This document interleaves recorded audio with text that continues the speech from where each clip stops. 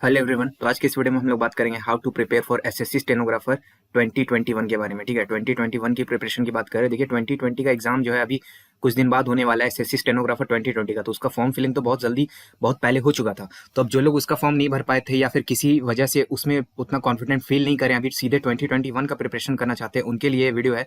अब वैसे लोगों के साथ दिक्कत ये है कि अभी सीईटी लगने वाला है उसके अंदर। ठीक है, तो अब सीईटी का आप वेट तो नहीं करोगे कि सीईटी का नोटिस आएगा ऑफिशियल, उसके बाद हम लोग प्रिपरेशन स्टार्ट करेंगे। यानी अपना आप 2-3 महीना वेस्ट तो नहीं करना चाहोगे, आप चाहोगे कि अपना टाइम का मैक्सिमम आप यूज कर पाओ और हेड स्टार्ट आपको एक मिले। ठीक है, आपको एक हेड स्टार्ट मिले दूसरे कैंडिडेट से जो कि अभी इंतजार कर रहे हैं सीईटी के अंदर। तो अगर आप अभी से ही स्टार्ट कर देते हो तो आपको उनसे एक एज मिलेगा, आप उनसे अच्छा कर पाओगे। ठीक है, आपको मिलेगा एज। ठीक है, तो इसमें बेसिकली बात होगी कि आपको स्टार्ट कैसे करना है, डिस्पाइट नोइंग कि अभी सीईटी के बारे में कोई खास जानकारी हमें मिली नहीं है, फिर भी हम लोग इसमें बात करेंगे आपको स्टार्ट कैसे करना चाहिए। तो चलिए वीडियो को स्टार्ट कर लेते हैं। ठीक है, इसमें सबसे पहले हम लोग बात करेंगे नो योर एनिमी के बारे में। देखिए ध्यान रखिएगा, ये वीडियो मैं ध्यान लेकर के चल रहा हूँ कि आप कोचिंग वगैरह कुछ नहीं ले रहे। ठीक है, ये विदाउट कोचिंग वाले लोगों के लिए, बिना कोचिंग का आप बस ऑनलाइन इंटरनेट के माध्यम से प्रिपरेशन कर सकते हैं। तो सबसे पहले नो योर एनिमी। एनिमी क्या है? हमारा जर्म।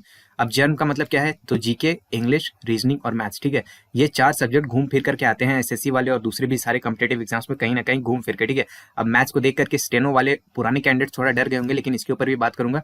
बिल्कुल आपको घबराने नहीं है, वीडियो पूरा एंड तक देखिएगा। ठीक है, सबसे पहले देखिए सीईटी के रिगार्डिंग 3 केस हो सकते हैं। ठीक है, 3 पॉसिबल केस मुझे लगता है जैसा कि हो सकते हैं। ठीक है, सबसे पहले कि एक सीईटी का एग्जाम होगा और उसके बाद एक एसएससी का एग्जाम होगा। ठीक है, अब सीईटी का एग्जाम में वो जर्म भी हो सकता है, जर भी हो सकता है, यानी मैथ्स रह भी सकता है, मैथ्स सही भी रह सकता है। उसके बाद वो लोग एसएससी का एक प्री का एग्जाम लेंगे और उसके बाद आपका स्किल लिया जाएगा। ठीक है, अभी देखिए सीईटी का सेंस ये है कि जो भी टीयर 1 का आपके एग्जाम्स होते हैं, ठीक है, टीयर 1 या स्टेज 1 या प्री के जितने भी एग्जाम है, उनको रिप्लेस करना चाहता है वो, गवर्नमेंट चाहती है सीईटी के थ्रू। ठीक है, तो स्टेनो में दिक्कत ये है कि उसमें एक ही स्टेज ही होता था। ठीक है, सिर्फ एक स्टेज ही होता था। तो आप उस स्टेज को रिप्लेस करके सीईटी आएगा या उसके बाद एक और एग्जाम होगा। तो पहला सिनेरियो ये है कि एक सीईटी, पहले आपको सीईटी का क्वालिफाई करना होगा, सीईटी का एक मार्क्स लाना होगा और उसके बाद एसएससी का एग्जाम देना होगा, जिसमें सिर्फ जीके, इंग्लिश, रीजनिंग रहेगा, जैसे कि अभी रहता है प्री में। ठीक है, दूसरा पॉसिबिलिटी है कि सिर्फ सीईटी के स्कोर्स में, सिर्फ सीईटी के स्कोर से आपको स्किल टेस्ट में एंट्री मिल जाए। ठीक है, और उसमें भी आपको सिर्फ जीके, इंग्लिश, रीजनिंग वाले स्कोर्स को आपको देखा जाए। यानी कि देखिए सीईटी होगा तो चारों सब्जेक्ट्स का, लेकिन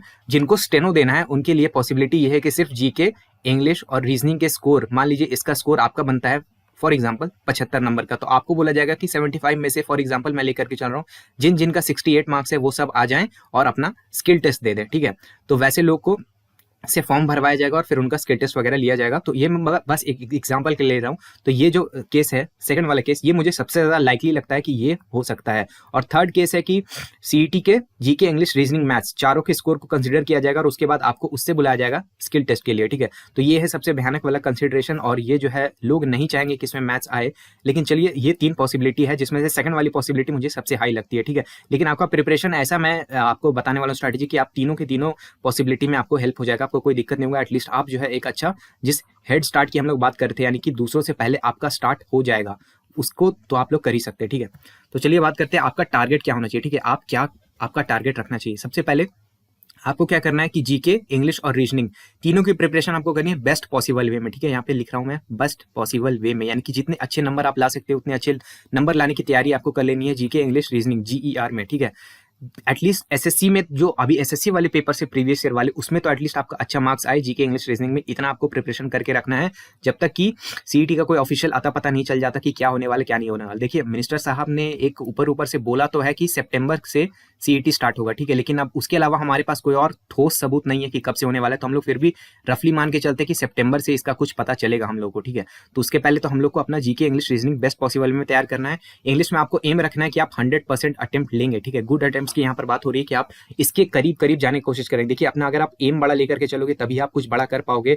100 नहीं भी हो सकता है, तो अगर आपका 95-98% भी ज्यादा है तो बहुत बहुत आपको फायदा होगा। तो हिंदी में, इंग्लिश में सॉरी, आपको कोशिश करना है कि ज्यादा से ज्यादा आप 100% अटेम्प्ट लो। रीजनिंग में भी आपको 100% अटेम्प्ट लेने की कोशिश करना है, क्योंकि इन दोनों सब्जेक्ट में ध्यान रखिएगा 100% अटेम्प्ट लेना बिल्कुल पॉसिबल है। ठीक, जीके में ज्यादातर लोग के उतने अच्छे अटेम्प्ट नहीं होते, इतना अच्छा मार्क्स लाना थोड़ा मुश्किल होता है, इसलिए यहाँ पर आप 60% का एक मॉडेस्ट टारगेट सेट करोगे कि 60% गुड अटेम्प्ट्स हो जाते हैं, तो ये भी वेल एंड गुड है। और डेली जो है आपको 20 से 30 मिनट देना है किसको? मैथमेटिक्स को। अब यहाँ पर देख करके थोड़ा घबराइएगा नहीं, मैथमेटिक्स को सिर्फ आपको दिन में क्या करना है, 20 मिनट देना है। अगर 30 मिनट दे सकते हो तो और भी अच्छा है, इससे ज्यादा देने की अभी फिलहाल जरूरत नहीं, क्योंकि मैथ्स रहेगा नहीं रहेगा कोई अभी गारंटी नहीं है। और आपको थोड़ा स्किल वगैरह का भी प्रिपरेशन करना होगा, बहुत लोग कोचिंग वगैरह कर रहे होंगे स्किल टेस्ट की प्रिपरेशन के लिए। तो अभी मैथ्स को सिर्फ मैं आपसे 20 मिनट मांगता हूँ, मिनिमम आप 20 मिनट निकालिए और 20 मिनट में क्या करिएगा, आप थोड़ा थोड़ा क्या करो, प्रीवियस ईयर के पेपर देखना स्टार्ट करो। प्रीवियस ईयर के पेपर देखो, प्रीवियस ईयर के पेपर आपको देखने हैं एसएससी वाले, और एसएससी के अभी वाले नहीं, बहुत पुराने वाले पेपर देखोगे, यानी कि 2014 इस टाइम वाले और इससे पहले वाले आपको पेपर्स देखने हैं, और उस टाइम के क्वेश्चंस को आपको ज्यादा से ज्यादा देखना है। अभी के लिए बस क्वेश्चंस देखो, धीरे धीरे करके इन क्वेश्चंस को सॉल्व करने की कोशिश करो कि सॉल्व हो पा रहा है, नहीं हो पा रहा है, क्या आपकी स्थिति है, कौन कौन से आपके वीक सब्जेक्ट्स है मैथ्स के अंदर, कौन कौन से स्ट्रॉन्ग है। देखिए, कोई कितना भी खुद को ये बोले कि मुझे मैथ्स बिल्कुल नहीं आता, उसका भी कुछ कुछ सब्जेक्ट स्ट्रॉन्ग जरूर निकल जाएगा। तो वैसे स्ट्रॉन्ग सब्जेक्ट्स में आपको दिक्कत नहीं आएगी, वीक सब्जेक्ट्स का आपको धीरे धीरे करके यूट्यूब पे वीडियो लेक्चर देखना शुरू करना है अभी से, और बस ज्यादा टाइम नहीं देना, दिन में 20 मिनट में आपका जितना हो जाए उतना ही करो, और बस वहीं पे मैथ्स को छोड़ दो, उससे ज्यादा मैथ्स में दिमाग नहीं लगना। आपका मेन एम होना चाहिए ये वाला कि जीके, इंग्लिश और रीजनिंग को बेस्ट पॉसिबल में आप कैसे प्रिपेयर कर पाते हो। ठीक, नेक्स्ट है आपको अपने वेपन्स को अरेंज करना है। वेपन्स का मतलब क्या, तो देखिए, इंग्लिश के लिए आपको कोई भी इंग्लिश की स्टैंडर्ड एसएससी वाली जो स्टैंडर्ड बुक चलती है वो आपको बुक ले लेना है। ठीक है, जैसे कि एसपी बख्शी, इसका मैं सिर्फ एक एग्जांपल है, दूसरी बुक्स भी बहुत सारी, एमबी पब्लिकेशन, बाकी और सारी बुक आती है मार्केट में, आप जो भी लगा रहे हो, अगर आपके पास ऑलरेडी है तो दोबारा कोई परचेस करने की जरूरत नहीं कि यहाँ पर एसपी बख्शी लिखा हुआ है तो मैं एसपी बख्शी ही लूंगा, ऐसी कोई जरूरी नहीं है। अगर आपको लगता है कि आपकी जो पुरानी बुक है वो अच्छी है, वेल एंड गुड है, तो कोई नई बुक लेने की जरूरत नहीं है। अगर आपने एक भी बुक अभी तक नहीं ली है इंग्लिश की कोई कोर बुक, तो जरूर लीजिए, आपको लेना पड़ेगा। ठीक है, उसका रिक्वायरमेंट होगा, और उसके साथ एक इंग्लिश न्यूज़पेपर का डिजिटल एडिशन, जो आप मोबाइल में पढ़ते हो ऐप के थ्रू, किसी भी अच्छे इंग्लिश न्यूज़पेपर का आप डिजिटल एडिशन ले लो। देखिए, इंग्लिश न्यूज़पेपर लेने से क्या होगा, आपका करंट अफेयर्स में भी हेल्प होगा, आपका वोकैब में बहुत ज़्यादा हेल्प होगा, और आपके कॉम्प्रिहेंशन वाले पार्ट में भी बहुत ज़्यादा मदद मिलेगी आपको। ठीक है, कॉम्प्रिहेंशन वाले पार्ट में भी मदद मिलेगी, तो इससे आपको इंग्लिश में और करंट अफेयर्स में दोनों में हेल्प मिलती है इंग्लिश से, इंग्लिश न्यूज़पेपर पढ़ने से। इसलिए इंग्लिश का एक न्यूज़पेपर जरूर पढ़ो, अगर ले करके पढ़ सकते हो ठीक है, वरना उतना जरूरी नहीं है, एक डिजिटल एडिशन पढ़ लो। और ऐसा नहीं कि दिन भर न्यूज़पेपर बैठ करके पढ़ रहे हैं, न्यूज़पेपर में आप क्या करो, एडिटोरियल का जो सेक्शन होता है, ठीक है, आप जो भी न्यूज़पेपर ले रहे हो उसका एक एडिटोरियल का सेक्शन होता है, उसका आप दिन में 3 या 4 इतना एडिटोरियल बस पढ़ लो। ठीक है, एडिटोरियल क्या होता है, 1-2 एडिटोरियल होते हैं, चलो 2 भी पढ़ लो, वो भी बहुत है। ठीक है, न्यूज़पेपर में इससे ज्यादा उतना दिमाग लगाने की अभी से जरूरत नहीं है। ठीक है, उसके बाद क्या है, रीजनिंग के लिए प्रीवियस ईयर एसएससी की चैप्टर वाइज की कोई भी बुक आती है जिसमें चैप्टर वाइज आपको क्वेश्चंस दे रखे हैं सारे एसएससी वाले। ठीक है, उसको बस आपको ले लेना है। ठीक है, कोई भी ले सकते हो, कोई भी कंपनी की जिसकी सस्ती मिलती है उसकी ले लो, थोड़ी पुरानी भी होगी, 1 साल 2 साल पुराना होगा, कोई दिक्कत वाली बात नहीं है, बिल्कुल ले सकते हो। और जीके की कोई भी एक स्टैंडर्ड बुक, एक, ठीक है, जीके में केवल एक स्टैंडर्ड बुक आपको लेना है, एक से ज्यादा मत ले लेना। और उसमें आप ले सकते हो लूसेंट, बिल्कुल ले सकते हो, जैसे कि मैं एक एग्जाम्पल के लिए लूसेंट ले रहा हूँ, दूसरी लेनी, दूसरी भी ले लो, कोई दिक्कत नहीं है, अपनी पर्सनल प्रेफरेंस होती है। और एक करंट अफेयर्स का आपको सोर्स पकड़ना है। करंट अफेयर्स का सोर्स मेरे हिसाब से रहेगा कि आप यूट्यूब का कोई एक चैनल ले लो जो कि आपको सही से समझा पाता है, उसमें आप मंथली करंट अफेयर्स के वीडियो देख डालो, वो अच्छा सोर्स होगा। और अगर आप वो नहीं कर पाते हो तो फिर करंट अफेयर्स की मैगजीन वगैरह ले सकते हो, बहुत लोग जो है न्यूज़पेपर से भी काम चला लेते हैं, ये बिल्कुल आपके ऊपर है करंट अफेयर्स का कौन सा सोर्स फॉलो करना चाहते हो। और एक प्रॉपर ऑनलाइन आपको टेस्ट सीरीज भी लेना पड़ेगा। ठीक है, प्रॉपर ऑनलाइन टेस्ट सीरीज ये मस्ट है। अभी नहीं, कुछ दिन के, अगर देखो जिनका प्रिपरेशन अभी से ठीक है वो तो ठीक है, वो अभी से ही ले लो, टेस्ट सीरीज अच्छा होगा। और नहीं तो अगर जो बाद में लेना चाहते हो वो बाद में भी लेना, थोड़ा सा अगर वेट करके लेना चाहते हो वेट करके लेना, लेकिन ध्यान रखना कि वो जो टेस्ट सीरीज है वो आपको ऑनलाइन रहेगा, क्योंकि आगे सीईटी जो होगा वो भी ऑनलाइन ही होगा बेसिकली। तो आपको जो है अभी से तैयार रहना कि आप पेन पेपर में नहीं, आप जो है कंप्यूटर माउस के साथ पेपर को दे पाओ, उसकी तैयारी आपको अभी से करनी। तो टेस्ट सीरीज लेना होगा, कोई भी ले सकते हो अपने हिसाब से। और फिर एसएससी के मैथ्स की प्रीवियस ईयर चैप्टर वाइज वाली बुक, क्योंकि प्रीवियस ईयर के पेपर आपको शुरू से देख करके प्रैक्टिस करने, तो एसएससी की मैथ्स वाली वो बुक ले लेना।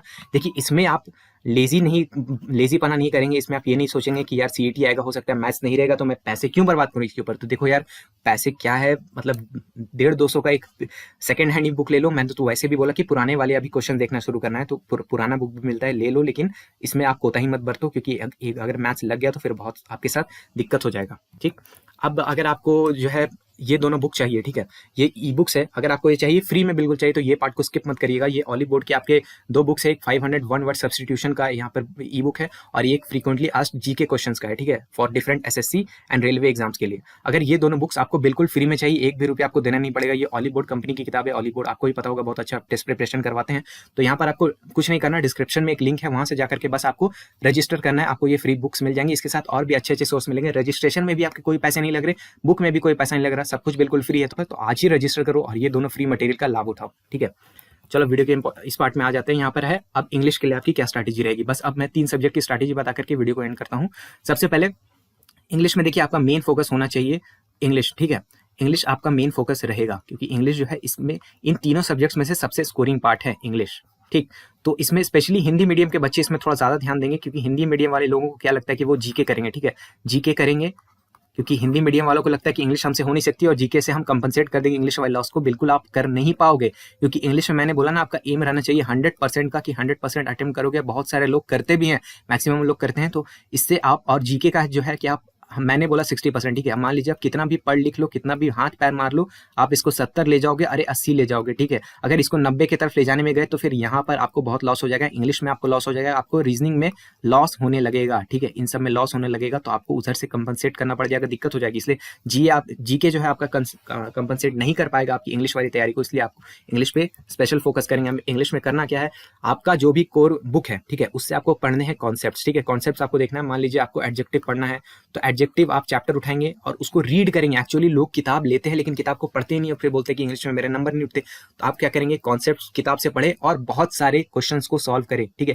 उस किताब के अंदर आपको क्वेश्चंस मिलेंगे, उस क्वेश्चंस को आप सॉल्व करिए, ज्यादा से ज्यादा सॉल्व करिए। या फिर आप ये कर सकते हैं कि कॉन्सेप्ट वीडियोस आप यूट्यूब से देखें और फिर क्वेश्चंस को सॉल्व करें। लेकिन कॉन्सेप्ट आपको समझना इंग्लिश का बहुत जरूरी है, ठीक है। कॉन्सेप्ट बहुत बहुत जरूरी है। अब कुछ चीजें यहाँ पर कॉन्सेप्ट की जरूरत नहीं, जैसे synonym, antonym, one word substitution. हालांकि वन वर्ड सब्स्टिट्यूशन का इधर जरूरत नहीं है, लेकिन फिर भी सिनोनिम, एंटोनिम, ये सब में आपको कॉन्सेप्ट का जरूरत नहीं। इसको आपको रटना ही है। At the end of the day आपको क्या करना है, रट्टा मारना है। तो जहाँ रट्टा मारना है वहाँ रट्टा मारिए, बिल्कुल मारिए। लेकिन ज्यादातर जो ग्रामर वाली पार्ट है, ठीक है, आपका जो ग्रामर वाला पार्ट है, ग्रामर वाले पार्ट में आपको पढ़ना समझना पड़ेगा, ठीक है। पढ़ के समझना पड़ेगा। तो इससे आप बुक से रीड करिए और फिर क्वेश्चन को सॉल्व करिए, या फिर कॉन्सेप्ट आप यूट्यूब से देखिए, कोई भी फ्री वीडियो देखिए। देखिए जनरली यूट्यूब में अच्छा वीडियो ऐसे पकड़ा जाता है। अब आप पूछेंगे चैनल बता दीजिए, देखिए चैनल मैं नहीं बोलता, क्योंकि बहुत सारे चैनल है, किसको अच्छा बोलूं किसको बुरा बोलूं मैं सबको खुद ही नहीं जानता। तो अच्छा वीडियो आपको तब मिलेगा जो वीडियो है शॉर्ट, ठीक है। शॉर्ट में जो आपको चीजें समझा दी जाए वो ज्यादा बेटर होता है कंपेयर टू वो कि जो लंबा लंबा बकवास करे। कॉन्सेप्ट मिलेगा, ठीक है। नेक्स्ट है रीजनिंग की बात। रीजनिंग में कोई ज्यादा दिमाग नहीं लगाना, बस आपका जो बुक है, जो कोर बुक आपने लिया, उसमें टाइम बाउंड मैनर में आपको क्वेश्चंस को प्रैक्टिस करना है। टाइम बाउंड मैनर मतलब आपको टाइमर लगाना है। मान लीजिए 10 मिनट का आप टाइमर लगाते हो, आपको कोशिश करना है कि इस 10 मिनट के अंदर आपका कम से कम 12 क्वेश्चन तो जरूर सॉल्व हो जाए, ठीक है। इसका आपको प्रैक्टिस करना है, शुरू से कोशिश करना है कि 10 मिनट में 12 क्वेश्चन। शुरू में अगर इतना नहीं भी होता कोई दिक्कत वाली बात नहीं, 10 मिनट में अगर 8 भी हो रहे हैं, अगर 10 भी हो जा रहा है तो फिर अच्छा है। धीरे धीरे करके आपको कोशिश करना है कि 10 में 12, 10 में 12, 10 में 12 ये आप पहुंचा सको, ठीक है। और कॉन्सेप्ट वीडियोज आपको सिर्फ उसी चैप्टर के देखने हैं जिसमें कि आप वीक हो, ठीक है। जिस चैप्टर में आप वीक हो, मान लीजिए कि कोई बंदा है जो काउंटिंग फिगर में वीक आ रहा है, ठीक है, काउंटिंग फिगर में उसको दिक्कत आ रही है, तो काउंटिंग फिगर का वो जाकर के वीडियो देखेगा और सिर्फ इस वीडियो का वो नोट्स बनाएगा, ठीक है। आपको नोट्स बस इसके बनाने हैं, पूरा का पूरा रीजनिंग पढ़ने का जरूरत नहीं है, क्योंकि रीजनिंग में मैक्सिमम पार्ट है वो आपका, देखिए रीजनिंग का पूरा नाम है आपका जनरल इंटेलिजेंस एंड रीजनिंग, ठीक है। तो ये आपका जनरल इंटेलिजेंस चेक करता है। तो थोड़ा सा इंटेलिजेंस हर किसी के अंदर होता है, कोई खुद को कितना भी बेवकूफ क्यों ना समझे, सब में थोड़ा सा इंटेलिजेंस जरूर होता है। तो रीजनिंग वाले मैक्सिमम क्वेश्चंस आप खुद कर सकते हो, उसमें आपको कोई कॉन्सेप्ट वगैरह उतना देखने का जरूरत नहीं। हाँ, सीरीज वगैरह में आपको देखने का जरूरत पड़ेगा, तो सीरीज में आप कॉन्सेप्ट देखो और उसको नोट डाउन करके नोट्स बना के रखो। लेकिन पूरा का पूरा रीजनिंग पढ़ने मत बैठ जाना, उसमें टाइम बर्बाद करने का कोई मतलब नहीं है। बस इसमें क्या है कि आपको प्रैक्टिस करना है, टाइम बाउंड मैनर में प्रैक्टिस करना है, क्योंकि रीजनिंग में टाइमिंग वाली दिक्कत हो जाती है। अभी 2019 वाला जिन्होंने एग्जाम दिया होगा उनसे जाकर के पूछो कि टाइमिंग की क्या दिक्कत हुई थी रीजनिंग के अंदर, तो बस वो प्रॉब्लम है। और फाइनली जनरल अवेयरनेस के साथ क्या करना है कि जनरल अवेयरनेस में आपको बस रीड मैक्सिमम आपको रीड करना है, जो भी आप स्टैंडर्ड बुक को फॉलो कर रहे हो, ठीक है। स्टैंडर्ड बुक को, या फिर अगर आप कोई शॉर्ट नोट्स ऑली बोर्ड वगैरह से कहीं से ले रहे हो, शॉर्ट नोट्स वगैरह फॉलो कर रहे हो, उसको बस आप रीड करोगे। देखिए जीए के साथ प्रॉब्लम ये नहीं होता कि जीए का मटेरियल 400 पेज का है, ठीक है। 400 पेज का अगर कोई बुक है, प्रॉब्लम वो नहीं होती। प्रॉब्लम ये होती है कि 400 पेज का बुक देख करके बच्चा जो होता है यहाँ पर वो जाता ही नहीं है किताब की तरफ। वो बोलता है कि इतना बड़ा मुझसे हो नहीं पाएगा, और वो शुरू ही नहीं करता, कुछ नहीं पढ़ता। देखिए 400 पेज का मतलब ये नहीं कि आपको 400 के 400 पेज आपके इंपॉर्टेंट है, ठीक है। एग्जाम में इसका बहुत छोटा पार्ट आने वाला है, तो अगर आप इस 400 पेज का थोड़ा सा भी पढ़ पाते हो, ठीक है, एटलीस्ट आप इसको स्टार्ट करो, ठीक है। स्टार्ट करो और ज्यादा से ज्यादा पढ़ने की कोशिश करो। आपका एम ये नहीं होना चाहिए कि मैं इस बुक को खत्म कर डालूंगा, ठीक है। खत्म नहीं करना है, इसको कंप्लीट करना है, ठीक है। खत्म करोगे तो यार आप ही को खत्म कर देगा ये एग्जाम में, तो आपको खत्म नहीं करना, आपको मैक्सिमम टू मैक्सिमम कवर कर लेना है इसको और रिवाइज करना है, ठीक है। आपको अंडरलाइन करना है इंपॉर्टेंट पार्ट्स को, जैसे मैं अभी नीचे अंडरलाइन कर रहा हूँ, इस तरह आपको अंडरलाइन करते हुए चलना है, और फिर सिर्फ जो अंडरलाइन किया आप लोगों ने उसको ही आपको रिवाइज करना है और दूसरी चीज को रिवाइज नहीं करना। मैक्सिमम टू मैक्सिमम आप कोशिश करो कि अपने कोर बुक से आप कवर कर लो, जो भी कोर बुक आप फॉलो कर रहे हो उसे मैक्सिमम पार्ट आप कवर कर पाओ। इसका आपको एम रखना है, ना कि ये रखना है कि मुझे 400 पेज पढ़ना है और फिर 400 पेज रिवाइज करना है। ऐसा एम रखोगे तो अभी आपका मन ही नहीं लगेगा, आपको हिम्मत ही नहीं आएगी अंदर से पढ़ने के लिए। तो जीके में बस आप मैक्सिमम टू मैक्सिमम कवर करने की कोशिश करो। और मंथली करंट अफेयर्स जो है वो कहां से करने हैं, तो 2021 मार्च, ठीक है।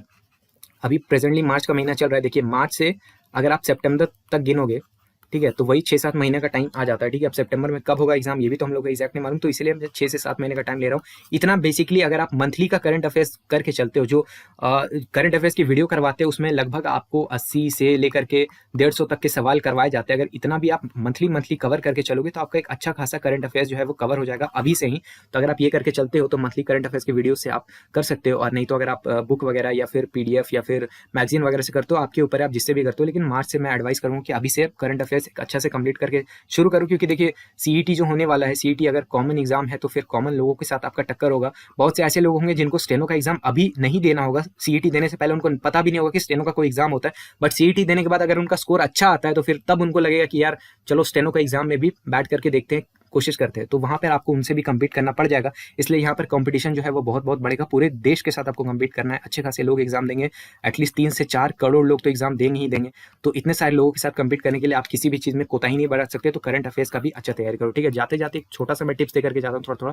देखिए मैथ्स का अभी से बहुत ज़्यादा आपको चिंता बिल्कुल नहीं करना है, ठीक है, क्योंकि हो सकता है मैथ्स आपके लिए एकदम रहे, नहीं भी रहे तो नहीं भी रहने का चांसेस है, ठीक है। तो थोड़ा सा ऑफिशियल आप CET के नोटिफिकेशन के लिए इंतजार करोगे। जब मैंने बोला कि जो दिन का 20 मिनट 30 मिनट मैं जो देने बोला बस उतना ही दो, उससे ज़्यादा टेंशन मत लो। जो चीज़ आपके हाथ में है उसके ऊपर काम करो, जो हाथ में नहीं है उसके ऊपर टेंशन लेके अभी ये नहीं कि आपका GK इंग्लिश और रीजनिंग इसको आप नहीं छोड़ सकते, इसके साथ कोताही नहीं बरत सकते। तो मैथ्स के चक्कर में इसको मत छोड़ देना, मैथ्स में बस अभी इतना के लिए टाइम दो, और फिर CET का जो ऑफिशियल नोटिस आता है हम लोग अपडेट देते रहेंगे, तो उसके बाद देखेंगे। इसकी एक अपडेटेड स्ट्रैटेजी वीडियो भी लेकर के आ जाऊंगा। अगर CET में कोई चेंज आता है, इस सबसे अलग कुछ होता है CET में, तो उसके लिए मैं अलग स्ट्रैटेजी वीडियो लाऊंगा। उसके बाद स्किल टेस्ट अभी एकदम कंप्लीटली इग्नोर मत कर दो, ठीक है। इसमें एक स्किल टेस्ट भी होता है अगर आपको ध्यान हो तो, और स्किल टेस्ट की प्रिपरेशन इतनी भी आसान नहीं है जितना लोग समझ जाते हैं, ठीक है। उसमें भी अच्छा खासा आपको डेडिकेटेड टाइम देना पड़ता है, 8 से 10 महीने का। तो उसमें भी ऐसा नहीं है कि आप एकदम अभी उस टाइम एग्जाम क्रैक करके तुरंत शुरू करोगे, कुछ नहीं जानते। हाँ कुछ कुछ जानते हो, बेसिक आपका सही है तो आप इग्नोर करके चल सकते हो, लेकिन अगर आपको बेसिक भी नहीं पता तो थोड़ा थोड़ा स्किल टेस्ट भी देखो। मैथ्स के फोबिया में मत पढ़ो, ठीक है, कि आप जो है मैथ्स से बिल्कुल डरते रह रहे हो। ये 20 मिनट जो आपको दिया गया पढ़ने के लिए, वो 20 मिनट आप बैठ के ये सोच रहे हो कि मैथ्स आ जाएगा तो मैं क्या करूंगा, नहीं आएगा तो क्या नहीं होगा, ऐसे होगा वैसे होगा, वो मत सोचो। बैठ करके मैथ्स में थोड़ा थोड़ा करके उसको ध्यान दो। मैथ्स जो है सिर्फ एक सब्जेक्ट है और कुछ नहीं है, बस आपको एग्जाम क्रैक करने से मतलब है। मैथ्स में आपको PhD नहीं करनी, मैथ्स में आपको ग्रेजुएशन नहीं करना, ठीक है। तो बस जितना आपको सब्जेक्ट का काम है उतना ही पे ध्यान दो, और धीरे धीरे करके स्टार्ट करो, और टेस्ट सीरीज रेगुलर लगाते रहो। देखो जिनका एकदम बैकग्राउंड जीरो है, ठीक है, जिनका बैकग्राउंड एकदम जीरो है वो लोग अभी टेस्ट सीरीज मत करो, ठीक। लेकिन जिनका बैकग्राउंड थोड़ा बहुत है, जिन्होंने GK इंग्लिश रीजनिंग का जो थोड़ा बहुत प्रिपरेशन कर रखा है, उनका थोड़ा थोड़ा बैकग्राउंड है, उनको अभी से टेस्ट सीरीज ऑनलाइन लेकर के टेस्ट सीरीज प्रैक्टिस करते रहना चाहिए। और टेस्ट सीरीज में भी आप ज़्यादा से ज़्यादा प्रीवियस ईयर पेपर को बनाओ, मॉक को मत बनाना। मॉक से थोड़ा कॉन्फिडेंस डाउन होगा, मॉक वो लोग फालतू का बना देता है कहीं पे भी, तो मॉक का उतना जरूरत नहीं। प्रीवियस ईयर पेपर बनाओ एकदम बिंदास होकर के। जिनका बैकग्राउंड नहीं है वो एटलीस्ट अभी 3 महीने इंतजार कर लो, थोड़ा सा बैकग्राउंड बना लो, और उसके बाद जो है आप एक ऑनलाइन टेस्ट सीरीज को ज्वाइन कर लेना, और उसके बाद जो है यही वाला काम करना कि प्रीवियस ईयर पेपर्स को सॉल्व करना रेगुलरली, ठीक है। एक फ्रीक्वेंटली आपको इसको सॉल्व करना है, बहुत दिन तक छोड़ नहीं देना। लेकिन कुछ लोग ऐसे करते हैं कि सिर्फ प्रीवियस ईयर ही बनाया जा रहा है, वैसा भी नहीं करना। तो बस वीडियो यहीं तक था। वीडियो आपको होप कि अच्छा लगा होगा, सब कुछ समझ में आया होगा। अगर कोई डाउट है तो नीचे कमेंट सेक्शन में आप पूछ सकते हो। वीडियो को ज़्यादा से ज़्यादा लोगों के साथ आप जरूर शेयर करें। मेरा नाम है ऋषिकेश। जय हिंद।